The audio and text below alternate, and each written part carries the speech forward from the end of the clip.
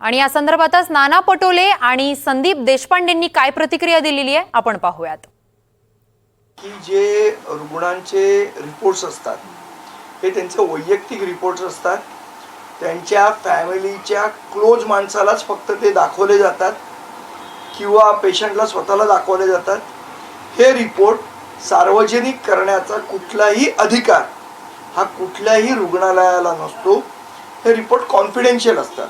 कुठल्या तरी अधिकाऱ्यांनी त्याच्या वैयक्तिक स्वार्थासाठी अख्खे रिपोर्ट हे रद्दीत विकले। आता हे महानगरपालिकेच्या संमतीने केलंय का त्यांनी परस्पर स्वतः पैसे खाण्यासाठी विकलंय? मला असं वाटतं याची चौकशी होणं आवश्यक आहे।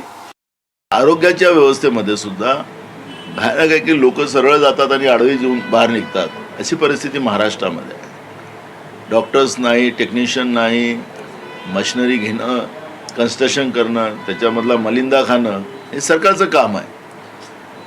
स्ट्रक्चर उभं आहे, मशिनरीज आहेत, पण त्याला चालवणारी लोक नाही, डॉक्टर्स नाही, नर्सेस नाही, अशी परिस्थिती महाराष्ट्रामध्ये आहे।